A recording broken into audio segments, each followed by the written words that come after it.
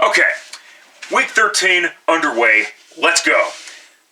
Colts going on the road to take on the Tennessee Titans.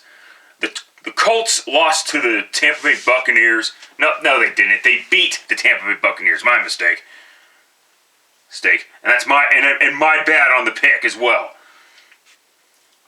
I guess it's too much to ask for the Tampa Bay Buccaneers to play a complete game of football against an Indianapolis Colts team that's led by a dog shit quarterback named Gardner Minshew. Way too much to ask. Yeah, Todd Bowles sucks and he needs to go. Seriously, that too much etch and sketch powder for this fucking guy. And the Titans, they got done beating a shitty ass Carolina Panthers team to the point where Frank Reich got fired by the Panthers. More on them later. Go ahead and take the Tennessee Titans. I know the Colts are a good football team, I guess, but they're prone to losing to teams like the Titans every once in a while. So, yeah, take the Titans to win.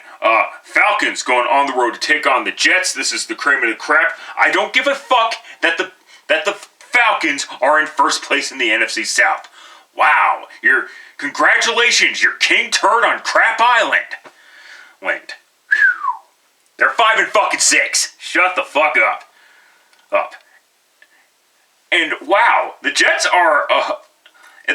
are amazingly fucking stupid. I mean, I think you can now call this Jets team the Hail Mary butt fumbles, because that's what the fuck they are.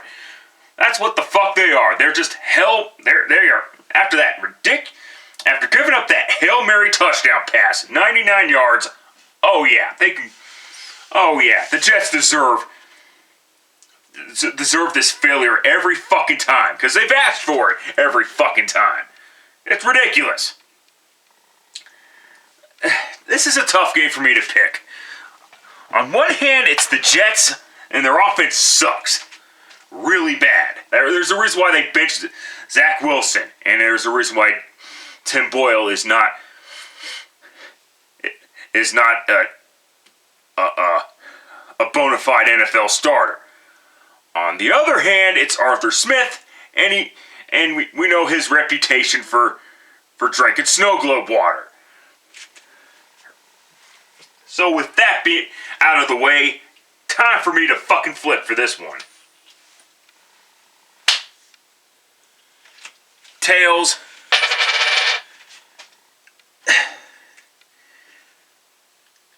Here's the deal. I got it landed tails. I get it, all that shit, but I gotta take the Jets to win. And no, it's not because I think the Jets offense scares anybody, especially when Nathaniel Hackett's calling plays. I mean, I hate to admit it, but Sean Payton's kind of right about Nathaniel Hackett's coaching in some respects, even though he didn't say it by name.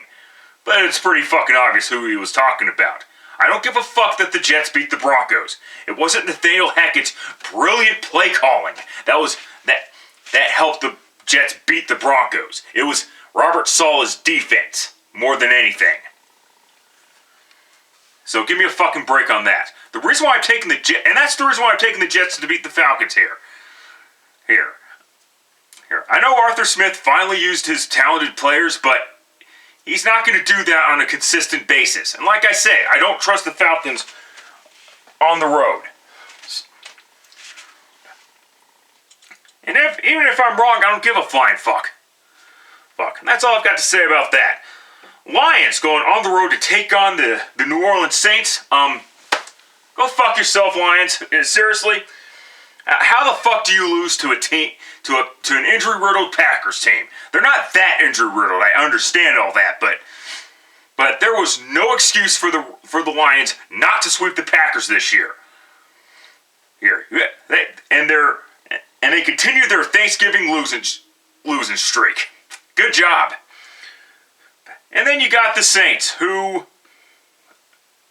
let's just face it, the Saints are once again a disappointment. They really need to stop. They really need to stop pretending that they're a playoff team at this point. Because they're not. Not. It's time to blow this shit up and start over. And yes, clean fucking house. Get rid of everybody. Get rid of Dennis Allen. Get rid of Carmichael. Get rid of the GM Mickey Loomis. Hey, he had a great run. He had a great run as the Saints GM, but at some point you gotta fucking move on from him too. They're not going to because they signed Derek Carr to a lengthy contract with a lot of guaranteed money. Not as much as Lamar Jackson even Lamar Jackson, but still a decent amount of money. As far as this game goes, I know the Lions let me down, but they better not let me down here. This is the Saints. Don't fucking pull that horseshit again. Take the Lions to win. Broncos going on the road to take on the Houston Texans. This was supposed to be the 4:05 Eastern kickoff. But they moved it to 11 o'clock. I guess more people watch the 11 o'clock games, the 11 o'clock single headers instead of the 4:05 single headers. I guess, but that's neither here nor fucking there. The Broncos got done beating a Browns team that has many issues, and the Texans just lost to the Jaguars, who now have a commanding not a commanding 2-game lead, but a 2-game lead over everybody else in the AFC South. Give me a fucking break. And it is starting to look like the Texans are starting to show their ass a little bit. With that being said, however, it's once again coin flip time. For obvious reasons. Stupid light. Try again. Heads. Shit. It landed heads. However,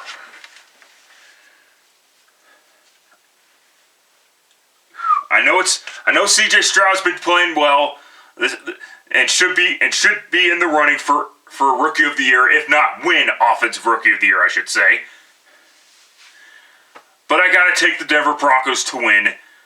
And this is nothing against DeMeco Ryans either. I just think the Broncos will find another way to bullshit their way to another victory.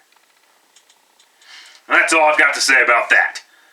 Chargers going on the road to take on the Patriots, another cream of the crap candidate. The Chargers, oh God. I apologize, Ravens fans. I really do. I don't know why I thought the Chargers were going to be able to win. And I know it wasn't the right time for me to take the desperate team at home, I guess. And as far as the Patriots go, oh dear. 2-9. This is Remington owned Patriots bad. It's ridiculous. If the Chargers don't win this game, I don't care if Dean Spanos is in a lawsuit with his family. That's not that should not be in any equation.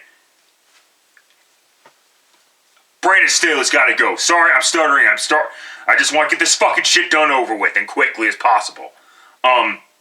With that being said,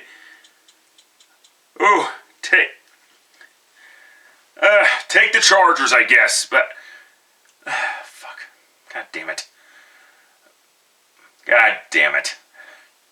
I gotta take the Patriots. The Chargers are not good enough to go on the road in freezing cold, in what's gonna be freezing cold Foxborough, most likely, and beat the fucking Patriots. So yeah, take the Patriots to defeat the Chargers. Fuck that shit.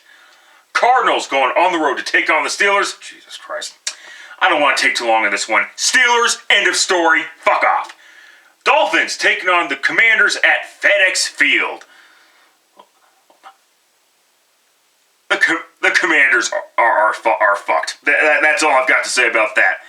Ultimately, I think this game's going to be close, but as far as the outcome goes, ultimately, Dolphins. End of story. Moving on quickly. Late afternoon games now. Panthers going on the road to take on the Buccaneers. David Tepper is a fucking clown of an owner. It's one thing to fire Ron Rivera. I get it. He overstayed his welcome, even though some would argue that he got hosed a little bit because there was nothing that he could do at the time back in 2019 with the current with the situation at the time. Especially when it came to Cam Newton. However, they lost to the now Commanders, which is funny because he coaches the Commanders. But yeah, come on. Then you fire Matt Rule, which okay, fine, I get that too, but you shouldn't have hired him in the first place. That's from what it's looking like. But now you fire Frank Reich after starting 1-10, and I get it. Frank Reich was probably not the right hire. And I don't think Frank Reich should have taken that job. But if he has a family to feed, then who gives a fuck, right? If Tepper's dumb enough to give you a $9 million a year offer, you take the fucking deal. Good for you. So I don't feel sorry for Frank Reich per se. I really don't. However, and at least Matt Rule is getting paid by Nebraska so they don't have to pay him that much, I guess. But they still have to pay him, so give me a fucking break. And then you got the Panthers. Oh boy. They've lost 6 of 7, and like I said, Todd Bowles needs to be on the fucking hot seat. That's been the problem with Todd. That's been my issue with Todd Bowles as well. He's a fucking he can't seem to coach his way out of a paper bag. I said Todd Bowles was going to be the determining factor of whether or not he's going to be good or bad, or whether or not this team's going to be good or bad. Now we know. Oh. And if Todd Bowles loses to the Panthers after they just fired their head coach, which is a realistic possibility because interim coaches, I don't even know the interim coach's name, nor do I give a flying fuck. Because, fuck. That's how much I give a fuck about this fucking game. But, however, I gotta take the Buccaneers. If they do lose this game, Bowles needs to go too. Give me a break. And, alright, next up, Game of the Week on Fox. 49ers going on the road to take on the Philadelphia Eagles. We all know what happened the last time these two teams met, now don't we? The Eagles beat the 49ers easily, and won big, actually.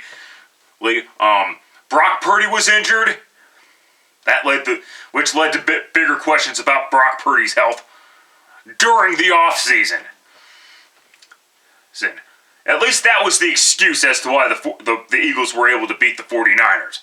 It could also be due to the fact that the 49ers, I don't think they have their quarterback yet. I still need to see more out of Brock Purdy. However, the Eagles have been, despite winning, have been doing so while struggling a little bit. They struggled to beat the Buffalo Bills, and quite frankly, Buffalo is not as good as originally thought. I'm just being honest here. Here. And as far as, I'll take Philadelphia to win this game, but I wouldn't be shocked if I would not be surprised if the 49ers went to Philadelphia and won. Philly is due for a loss at some point. You would think. Next up, Browns going on the road to take on the Rams. Now look, Joe Flacco is going to be the starting quarterback for the Browns and the only reason why is because Dorian Thompson-Robinson is out due to a concussion, which begs the question, why the fuck is Dorian Thompson-Robinson even playing with the Browns in the first place? Why didn't they just stick with P.J. Walker, unless there's an injury that I don't fucking know about? I get it, P.J. Walker's not the greatest quarterback since sliced bread was invented. Nobody thinks that. But quite frankly, they were better, since Deshaun Watson was out, they were better off playing P.J. Walker, because at least P.J. Walker was actually while P.J. Walker wasn't playing great, he wasn't making rookie stupid bullshit retarded mistakes. He actually nearly beat Seattle on the road, okay? So I don't understand what the fascination and the infatuation and other things that I will not get into is about DTR, aka the demoralized, traumatized retard. I don't fucking get it. As far as this game goes, if DTR was playing, I would take the Rams to win. But since Joe Flacco is playing, I'm still going to take the Rams to win. Joe Flacco is going to struggle, okay? Let's be realistic about it. Now, I get it because he's a veteran quarterback. He has the veteran presence. Since I understand all that shit. But Joe Flacco, there's a reason why teams weren't picking him up until just a couple weeks ago. When the Browns called him. So, give me a fucking break on that. Alright, Sunday Night Football. Chiefs going on the road to take on the Green Bay Packers. Of course, whenever these two teams face each other, you always have to go back to the first Super Bowl, even though I wasn't young enough to, even though I wasn't old enough to remember that, because I wasn't born in the 60s, obviously, but still. And many decades afterwards, it's a shame that we're not going to be able to see that Rodgers-Mahomes matchup. That's just unfortunate, but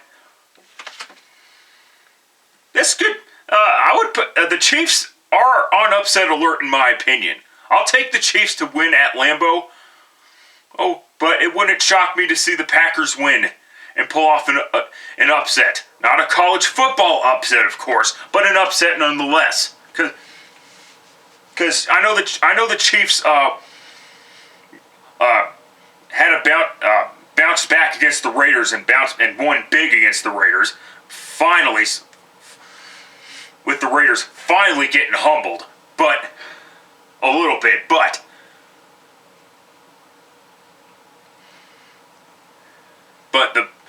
Jordan Love is actually starting to play a little bit better. I mean, it is what it is. I'm not going to say he's on track to have a 15-year career with the Packers, but he might be decent enough, which is what the Packers don't want. It's now the rest of the fan bases in the NFC North would want a decent Jordan Love, but that's neither here nor there. Okay, I'll stop right there. Take the Chiefs to defeat the Packers. And last up on the Monday night game. Bengals going on the road to take on the Jaguars. Oh boy.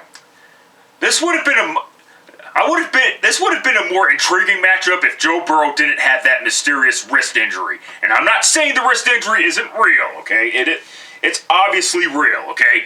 I'm just wondering how he fucking injured it, because I saw the few plays, as I saw the last real drive that he had before being ruled out for the remainder of the game and therefore the remainder of the season. And I know I worded it wrong. I don't give a shit. I'm fucking tired as fuck. Okay, fuck you. But I'm just wondering, because he played perfectly fine, and then all of a sudden he picks it up, and who knows? Who knows? I'm not a doctor. I don't know how medical mumbo-jumbo bullshit works. But as far as the Jaguars go, they're finally back on track. They're finally playing like the team that they're supposed to be. And you beat the Houston Texans. You beat them last year on the road too. I get all that shit. So you split them once again. But now the Jags need to keep that train rolling. I believe the wheels will still be intact when the Monday night game is done. Take the Jags to defeat the Bengals. I don't care how good that roster is. Their backup quarterback is garbage. So give me a fucking break. But as always, let's see what happens when the chaos continues. And believe me, the chaos will continue, regardless of what happens. That's it, that's all. Till next time, later, fuckers.